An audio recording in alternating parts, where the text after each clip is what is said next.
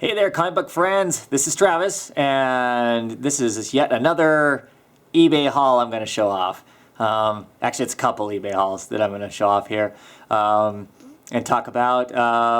Just wanted to let everybody know that there are some more review videos coming up. It's been a little bit since we've had them. As I've said before, my books ship twice a month. On the months that there's 5 weeks in the month, they ship the books out after the third Wednesday of the month, so that's why there's a long break. So here over the weekend, hopefully the next couple days, we should start seeing some videos from me and Ethan, and I've got another No Capes coming up, and then we should have pretty consistent videos for a little while again until we hit another 5 week in the month type thing. Anyway, here is a couple eBay hauls I picked up. My camera set up here. Okay, first how I picked up, I'm still working on, of course, on my Doom Patrol, and I just want to show off some of the books I picked up from that. This is Doom Patrol number 96. Look at that, they're being attacked by a giant jukebox that is vibrating them, cracking the earth and whatnot. Kind of a fun. I have this one I haven't read yet. I've read some of these, but and here is number 98. Once again, another title claiming the death of the Doom Patrol, which happens quite often. They're actually dead in this one. This one, it's metaphorically. They're dead because the chief has pretty much said, you know, we're not gonna run the Doom Patrol anymore. But of course, they come back and save the day anyway. And this one, it says up here at the top that it's got a diagram to the secret Doom Patrol headquarters. It's not much of a diagram. It's kind of funny. Anyway, here is issue number 102. Guest starring the Challengers of the Unknown. This whole thing over the side is kind of funny. Here's this hilarious picture of Beast Boy. I don't know, he's got like a pompadour or something like that and a really goofy look on his face. But it says, Beast Boy, that teen Toreador, that junior juggernaut, that, and Mento down here is saying, Rotten Kid, meets Mento, that mind master, that psychic dynamo, that, and he's calling him a pot-headed nut. That's kind of funny. Anyway, and then also I picked up, it came with this lot, it's the only reason I have it. This is yet now my third issue of issue 121, where the Doom Patrol dies. This is the issue that is the first time they actually officially all die. This is actually the last news story of the original run of Doom Patrol. This is actually issues in really good shape, except for unfortunately somebody date stamped it July 15th with no end date on it and whatnot. I didn't give 100% good marks on the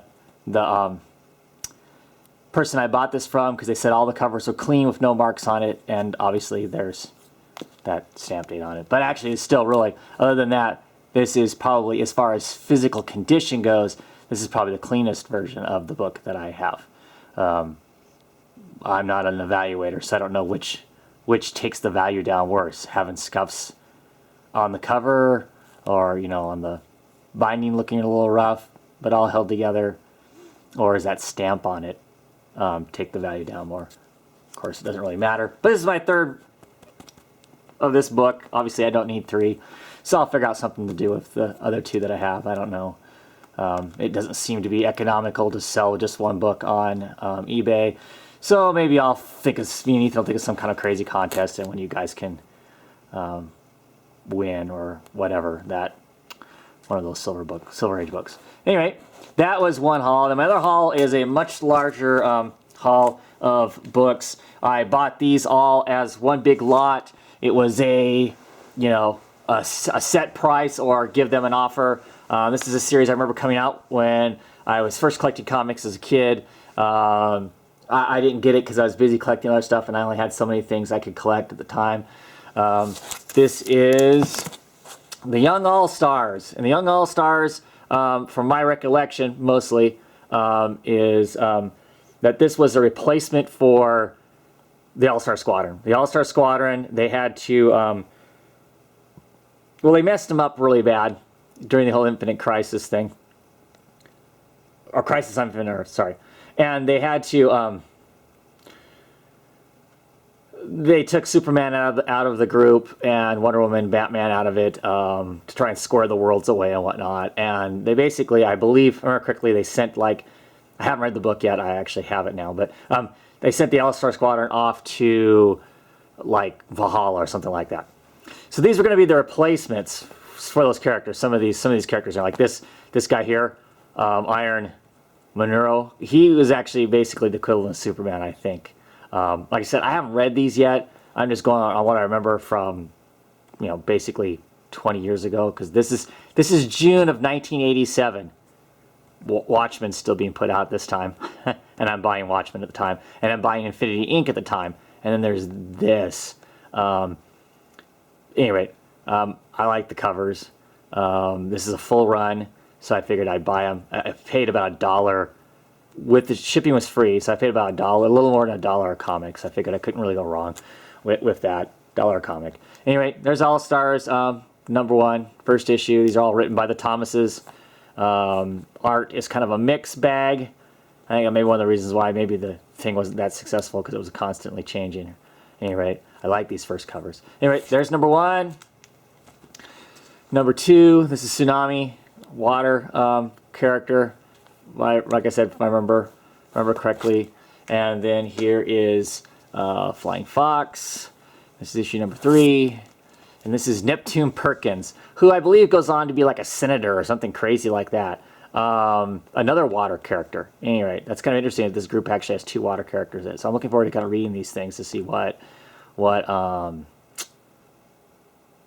how do they use these people with this many water characters. I love these first covers because I love all the all-star characters that are around the outside. Some of these people I do not know, like this guy down here in green with roller skates. Anybody know who the heck that is? You see that guy down there, green roller skates? Any of you out there know who that is? Give me a shout, let me know. Anyway, kind of funny. Here is #5 with Fury. She's an Amazon. Dr. Occult, that's pretty awesome to have him on a cover. You just don't see him hardly anywhere ever. Anyway, that's #5. #6, this is Dynamite. Anyway, that's the core young all stars of the group. They add more people to the group later on. Here's #7. This is pretty traditional art for the era. I read a lot of books of art of this style. #8, part of the Millennia Week. I don't remember the Millennia Week stuff at all. But that's January of '88. I haven't been paying that close attention anyway. More of the Millennia Week. This is #9. They fight lots of, this is set during, like right after the war, I believe. And there's lots of, this guy's a little swastika on his boot. Can't remember who this character is. Villain. But they fight lots of Nazis in America. The America Access or something like that is what they're called. So they do lots of fighting and whatnot. I believe that this is Tigra is her name. This lady swinging up here, who she ends up being the villain Huntress. If I remember my DC lore. Someone will correct me if I'm wrong, I hope. At any rate, here's #10. Like Father, Like Son. There's #11. #12, the first year of the book. And #13. #14, looks like they're fighting a giant dinosaur here. Manhattan goes Mesozoic. Perkins' hair looks kind of funny in that one. But here's #15, Deathbolt. #16, 17. There's a better picture of Tigra. See more Nazis up here.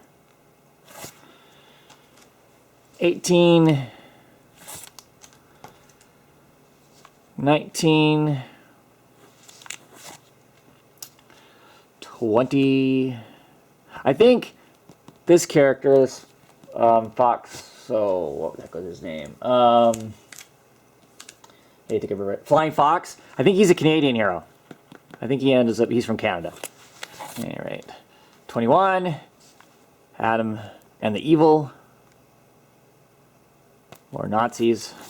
Beat up lots of Nazis. And here is number 22. 23.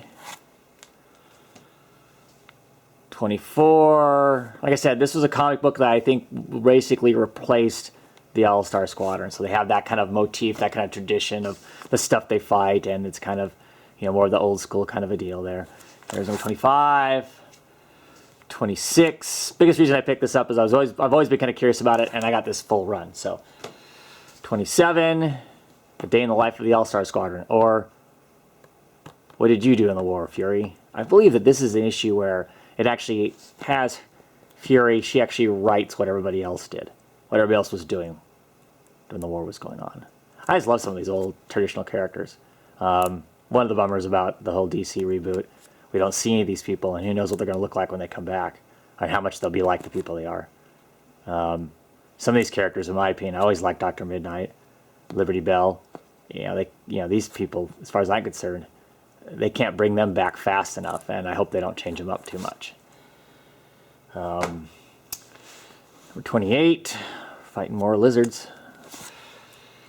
29, 30, and 31. Final issue right there. And then it's got a lot of the old All-Star Squadron back in it again. Minus the Trinity. And then here is the, this is the one annual that they had. And this annual came out in '88 also. But I believe that Tigra ends up going bad. And I think she even goes bad in this book. Don't know that for sure. Like I said, I haven't read them yet. But one of the interesting things was I bought these books, and the seller sent me a whole nother wad of books that are just, I don't know, leftover, random, whatever. They didn't think they could sell them, so they were just like given away. Basically, they wanted me to rate them with all 5 stars, and say how great they were because they gave me all this extra stuff. It's their way of buying me into giving them a good, really good rating. So of course their sales go better and whatnot, which is cool with me. I probably would have given them a good rating regardless, because the books are all in great shape and it was a great price. The shipping was free. I don't see how I can beat that. I got what I wanted. Anyway, I'm going to show you the books real quick that he sent in here, because it's quite a random mix, and that sounds confusing. One of the things I thought was cool was this book came with it, and this is The Last Days of the Justice Society of America. This is the story where, they get wiped out, and they get sent off to, I don't know, Valhalla or whatever. I guess I haven't read it yet, but I thought it was pretty cool that I get this. This basically sets up, this is 1986, this basically sets up, well, the rest of the Young All-Stars. So I'll read this, and then I'll read the Young All-Stars. Kind of cool. Anyway, got that. This is another one of the funner comics I thought was in there. This is Marvel's version of Edgar Rice Burroughs, John Carter, Warlord of Mars. This is issue number 3. This is like 1977, I believe. Marv Wolfman wrote it, and Gil Kane does the art. And it's pretty slick. Pretty good looking book inside and whatnot. That's kind of fun. Let's see, what else? Issue 3 of the OMAC Project. Kind of wanted to read these when they was coming out, but I never really got around to it, kicking them up and whatnot. I probably should pick them up now. This is a mini series. This is this is 3 of 6, and I've got there's 2 of 6, and here is 1 of 6, and this is 6 months before Infinite Crisis. But Rudka and Jesus Saez. Why wasn't I buying this book when it came out? I don't know. Probably because it was an event book, and anybody who watches or reads my blog or anything like that knows I really, or listens to the podcast that me and Longbox Review do. I hate event books, so there you go. Here is The Flash. Number 1, this is from 2006. Yeah, it's the only Flash book I own. I'm not a big Flash fan, but I'll read it. Here is Black Panther number 27. No idea what the date is on this when that came out. This is another one that I thought was pretty cool, just because I like the old DC stuff. This is Steel the Indestructible Man, Pulse Panty premiere issue, number 1. 35 cents, so it's, what, somewhere in the late 70s, I would guess. From the fiery forge of war strides a hero. What is the date on this thing? It is 78. Gary Conway wrote it, and Don Heck does the pencils. I don't know who Don Heck is. I know who Gary Conway is. Anyway, that one will be fun to read. Then I got this Wildcats Covert Action Teams, number 1, Image Comics, Jim Lee. Yeah, this is during the era I was collecting comics. Kind of funny. Then I came in this crazy pile of mixed up stuff. RoboCop. This is RoboCop 3. Issue 1 of 3. Issue 2 of 3. And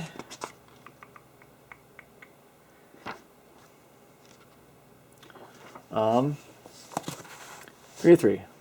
Full series of that silly thing. I don't know. Nothing I would have normally ever picked up. At any rate, here is Predator Race War 0 of 4. Yeah. I don't know. It looks like it's missing its head. That picture still confuses me. Unless it's supposed to be looking down or something. Anyway. Here is a Conan from Dark Horse. This one's written by Kirk Brisick, so good colorist David Stewart on it also. I haven't looked at it yet. That might be pretty cool. Then this book, this is a Avatar Press book.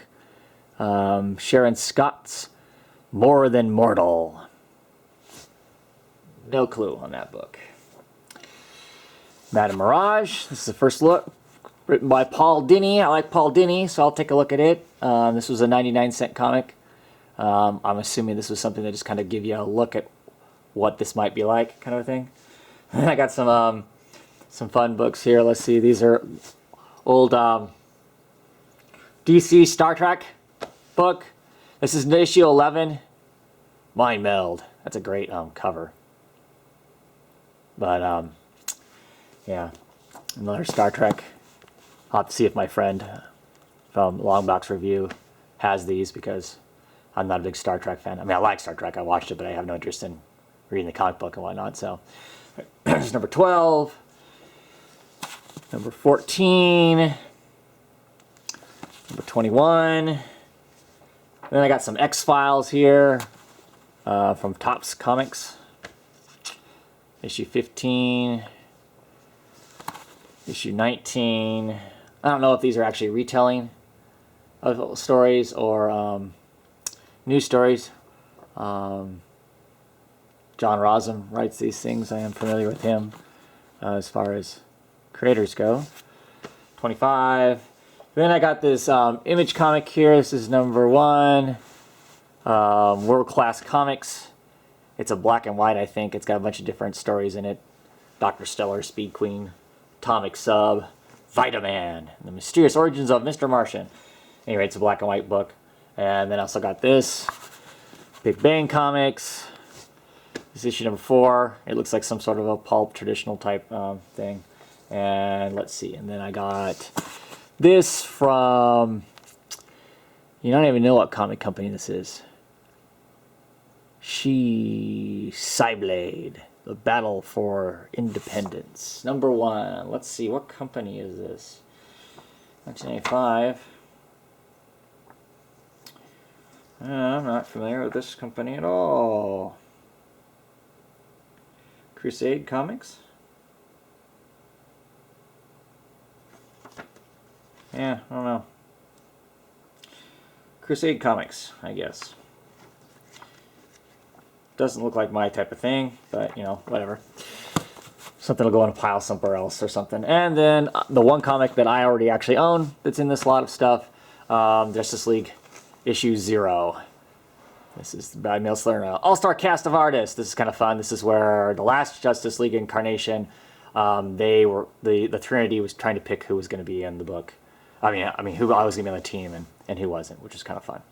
Watch one out. Anyway, that's my comic haul. The stuff I wanted and the stuff they gave me extra. It's kind of odd and whatnot. Anyway, that's it. Hope you enjoyed checking out some more silly stuff that's going on in my collection, and hope to see you guys in the next couple days with some real videos talking about current comics and what I think of them. Anyway, have a good one.